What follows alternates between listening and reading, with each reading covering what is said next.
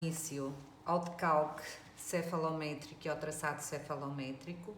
Vamos efetuar o caso número 3, porque vocês têm na plataforma a correção do caso número 3.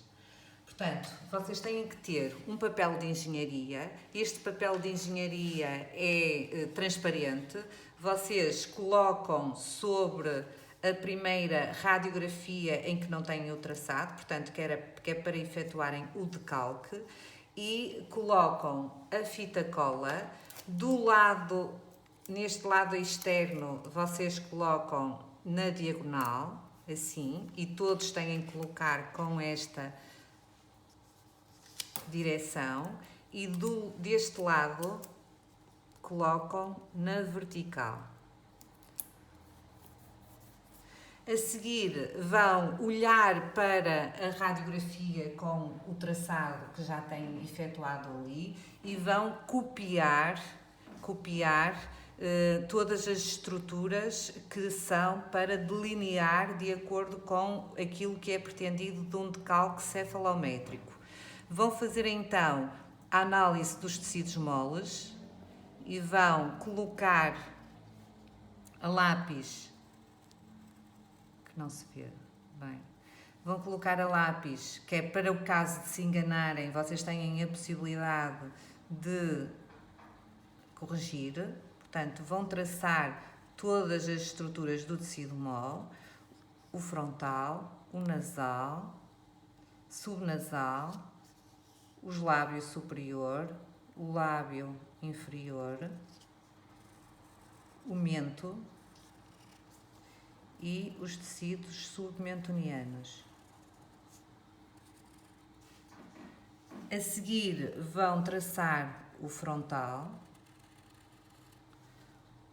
Os ossos nasais, como eu disse, têm a morfologia de um triângulo e mesmo que não vejam bem, sabem que a interseção entre o frontal e o osso nasal, que é o NA, é o ponto mais importante.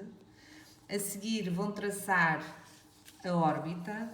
Em relação à órbita, têm que terem atenção que o soalho da órbita é o seio maxilar e, portanto, não interessa a amplitude, se está mais à frente ou mais atrás da órbita, do rebordo da órbita, mas sim a parte inferior. Vocês veem aqui esta parte mais radiopaca e, portanto, vocês têm que delinear a parte posterior, que, tal como eu disse, não é muito relevante, mas a parte inferior é efetivamente relevante. E, portanto, vão traçar tendo em conta que este ponto é o mais importante, que é o orbitário. E, portanto, nesse sentido, vocês têm que... Vou tirar aqui uma folha.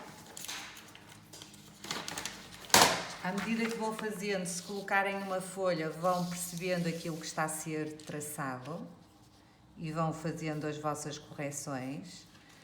A seguir, então, vão traçar o esfenoide, vão traçar o seu bordo inferior, o anterior, o superior, a célula túrcica, ou turca, depois o declive, o clivus, e aqui têm o básion. O básion têm que ter atenção que normalmente têm a apófise estiloide, que está num plano mais anterior e inferior em relação ao básion.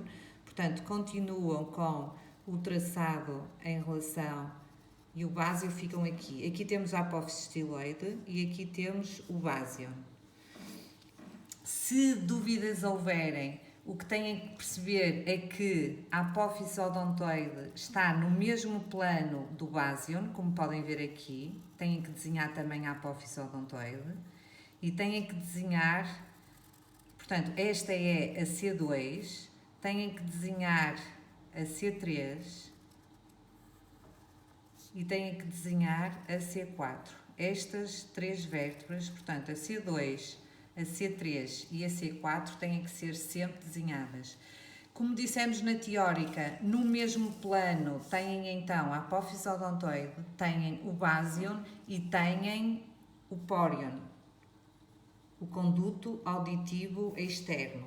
Como foi dito, tem uma meia-lua que é mais radiolúcida e tem a outra parte que é mais radiopaco. Não se esqueçam que também foi dito que muitas vezes o que acontece é que vocês marcam frequentemente aqui o conduto auditivo interno, que fica numa posição mais, aqui por acaso não se vê muito bem, mas fica numa posição mais posterior e superior. O conduto auditivo externo, que é o que nós queremos marcar com o pórion na parte mais superior deste conduto auditivo externo, portanto, e que fica na mesma linha do pórion, basion e apófise-odontoide. Marcar a maxila. Para marcar a maxila, tenha que ter atenção ao ponto A. O ponto A é o ponto mais anterior do contorno anterior da maxila.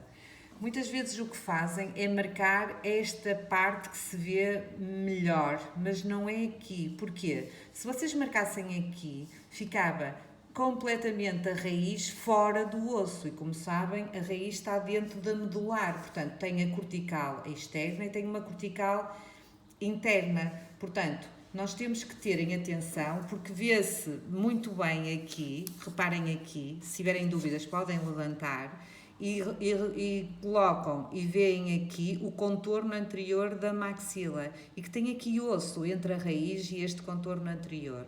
Veem aqui muito bem, aqui ó, esta parte do contorno anterior da maxila para fazer esta delineação, digamos assim, desta parte anterior da maxila. Depois temos a espinha nasal anterior. Esta espinha nasal anterior, vocês têm o S itálico e este S itálico, que é a columela, vocês têm a parte mais posterior deste S itálico, têm a espinha nasal anterior. Depois vão marcar o contorno superior do palato e marcam o contorno posterior